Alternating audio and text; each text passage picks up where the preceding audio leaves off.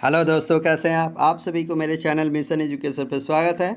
आज मैं बिहार बोर्ड के 12th क्लास का इंग्लिश बुक जो है उसके बारे में आज पढ़ाने वाला हूं, जिस चैप्टर का नाम है इंडियन सिविलाइजेशन एंड कल्चर। तो चलिए हम लोग शुरू करते हैं। देखिए, ये प्रोज है यानी गद्य है, जो जिस चैप्टर का नाम है इंडियन सिविलाइजेशन यानी कि भारतीय सभ्यता एंड कल्चर यानी संस्कृति, भारतीय सभ्यता एंड संस्कृति के बारे में हम लोग को पढ़ना है। लिखा है किसने? मोहनदास करमचंद गांधी, यानी कि इसको लिखा है मोहनदास करमचंद गांधी ने।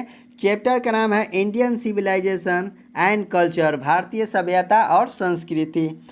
उसके बाद सबसे पहले हम लोग ऑथर के बारे में जानते हैं। Mohandas Karamchand Gandhi 1869 to 1948 was popularly known as the father of nation. यहाँ कह रहा है कि जो लेखक हैं जिनका नाम है मोहनदास करमचंद गांधी, उनका जन्म जो हुआ है 1869 ईस्वी में हुआ है और मृत्यु जो हुआ है 1948 ईस्वी में हुआ है। वाज पॉपुलरली, वो जाने जाते हैं, फेमस हैं, नोन जाने जाते हैं as the father of nation, राष्ट्रपिता के रूप में जाने जाते हैं, प्रसिद्ध हैं। उसके बाद यहाँ पे दिया हुआ है आफ्टर मैट्रिकुलेशन इन 1887, यानी कि मैट्रिक करने के बाद 1887 में ही went to study law in England, वे चले गए इंग्लैंड स्टडी लॉ करने, कानून की पढ़ाई करने के लिए वह इंग्लैंड चले गए। कब? इन 1891, यानी 1891 में कानून की पढ़ाई करने के लिए वो इंग्लैंड चले गए।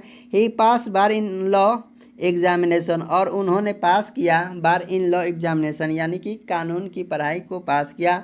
ही रिटर्न, वह वापस आए to India, Bharat, during world war प्रथम, यानी प्रथम विश्व युद्ध के समय वो फिर वापस आते हैं इंडिया। उसके बाद दिया हुआ है then he join Indian politics, तब उन्होंने भारतीय जो पॉलिटिक्स है, राजनीतिक है, उसमें ज्वाइन हुए, ठीक है, शामिल हुए। But he was more a spiritual leader than a political. उसके बाद यहाँ कह रहा है कि वो धार्मिक नेता ज़्यादा थे देन ए पॉलिटिशियन, यानी राजनीतिक से ज़्यादा वो धार्मिक नेता थे, धार्मिक नेता वो ज़्यादा थे, यहाँ पे बताया गया है। ही यूज नॉन वायलेंस, उन्होंने यूज किया नॉन वायलेंस, अहिंसा का प्रयोग किया, एंड ट्रूथ, और सच्चाई का प्रयोग किया, as a snare for British, British को फंसाने के लिए, यानी ब्रिटिश को दबाव देने के लिए, टू फ्री इंडिया, कि वो भारत को आज़ाद कर दे, from the claw of whites, जो क्लो ऑफ वाइट्स, जो अंग्रेज़ों के पंजा से भारत को बचाने के लिए उन्होंने इस्तेमाल किया किसका? नॉन वायलेंस, यानी अहिंसा का प्रयोग किया, एंड ट्रूथ, सच्चाई का प्रयोग किया, ताकि भारत आज़ाद हो जाए। जो अंग्रेज़ों के चुंगल में भारत फंसा हुआ है उसे आज़ाद कराने के लिए गांधी जी ने अहिंसा और सत्य का प्रयोग किया। उसके बाद दिया हुआ है ही die on 30 January 1948 during a prayer assembly. यहाँ पे कह रहा है कि उनकी मृत्यु हो गई 30 जनवरी 1948 में, ड्यूरिंग ए प्रेयर असेंबली, एक प्रार्थना सभा में उनकी मृत्यु हो गई। ही रोट, उन्होंने लिखा हिज ऑटोबायोग्राफी, उन्होंने अपने आत्मकथा को लिखा अंडर द टाइटल, जिसका टाइटल था माई एक्सपीरियंस विथ ट्रूथ, मेरा अनुभव सत्य के साथ, माई एक्सपीरियंस विथ ट्रूथ। उन्होंने ऑटोग्राफी लिखा, यानी आत्मकथा अपना लिखा, अपने बारे में उन्होंने खुद से लिखा, उसी को ऑटोबायोग्राफी कहा जाता है।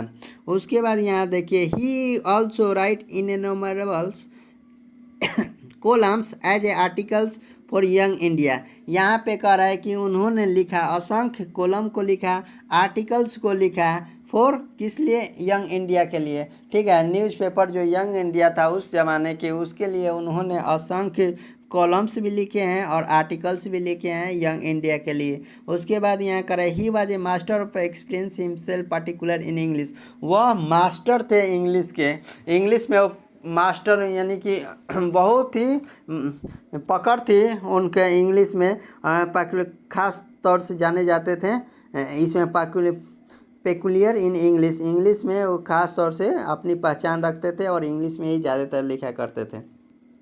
उसके बाद देखिए यहाँ से समरी शुरू होता है। तो आज मैं आप लोग को कुछ समरी बताने वाला हूँ।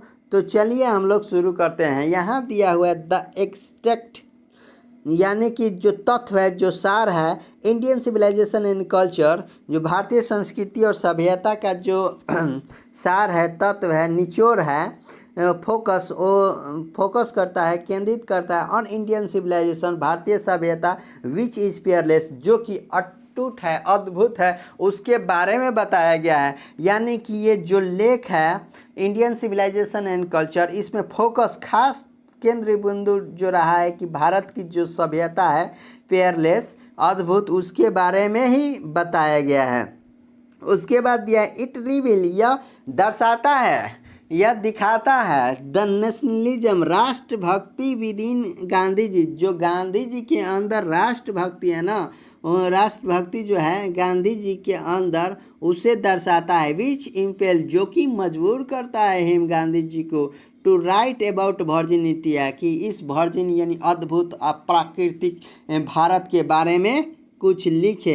यहाँ कर इट रिवील्स द नेशनलिज्म, यह दर्शाता है, दिखाता है कि जो भी गांधी जी के अंदर देशभक्ति है, जो गांधी जी को मजबूर करता है कि इस जो वर्जिन अद्भुत भारत है उसके बारे में लिखे। तो उन्होंने लिखा इंडियन सिविलाइजेशन एंड कल्चर के बारे में।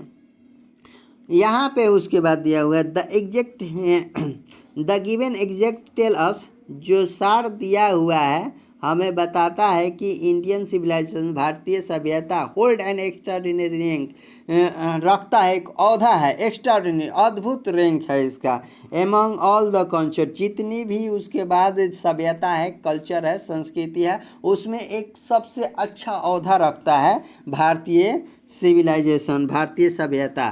ठीक है। उसके बाद दिया हुआ है द टेंडेंसी ऑफ आवर इम्पेरियल्स, जो आदत है हमारा, आवर इम्पेरियल में शाही आदत है सभ्यता के, मोटिवेट करता है गांधी जी को कि कंपेयर, वो तुलना करे इट विथ रेस्ट सिविलाइजेशन, जितनी भी दूसरी सभ्यता है उससे तुलना करें। हमारा जो शाही सभ्यता है, हमारा जो शाही सभ्यता की आदत है, उसकी तुलना गांधी जी से कहा जा रहा है कि आप कीजिए दूसरी सभ्यताओं से। इसलिए कि गांधी जी तो विदेश गए थे पढ़ने के लिए, तो वहाँ की सभ्यता उन्होंने देखा, पढ़ाई किया, बहुत सारे पढ़े लिखे लोग हर जगह की सभ्यता संस्कृति जानते हैं। तो गांधी जी से ये यहाँ पे कहा जा रहा है कि आप देखिए कि जो भारतीय संस्कृति और सभ्यता है और दूसरी देशों की जो संस्कृति और सभ्यता है उसमें फ़र्क बताइए।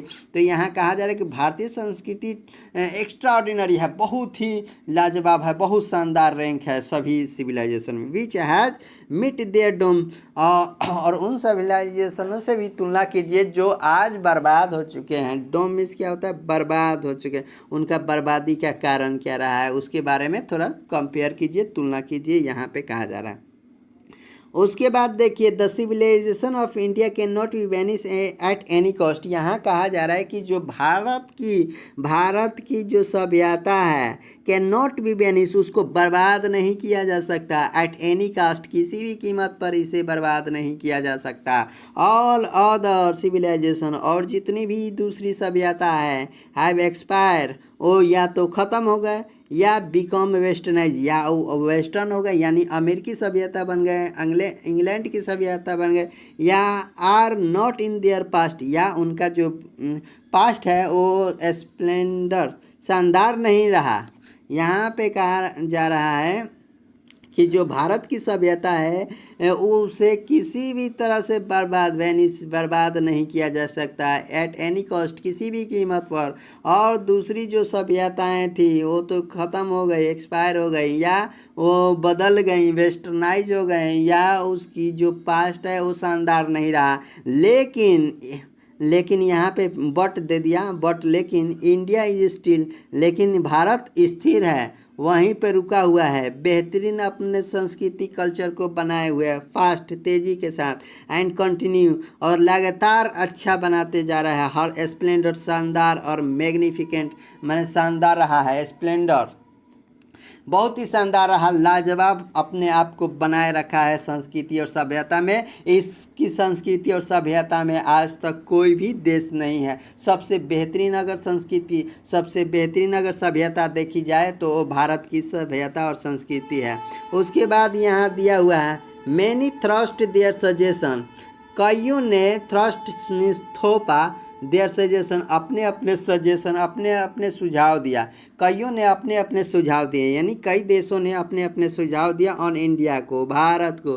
बट हर निगेशन, यानी कि हमारा निगेशन में ठुकराना, ठीक है, उसको ना मानना, हैज मेंटेन, और मेंटेन रखना पहले वाला अपने सभ्यता को, हर ग्लोरी, यही इसे खास बनाता है, शानदार बनाता है। यानी कि कई देशों ने तो थोपा अपनी संस्कृति को, अपना सजेशन दिया, अपना सुझाव दिया कि इस तरह से हो जाए, इस तरह से हो जाए, लेकिन भारत ने उसे निगेशन कर दिया, यानी ठुकरा दिया। और जो हमारी संस्कृति और सभ्यता है आज तक बरकरार है और पूरी दुनिया में एक्स्ट्रा ऑर्डिनरी रैंक पर अभी भी स्थापित है।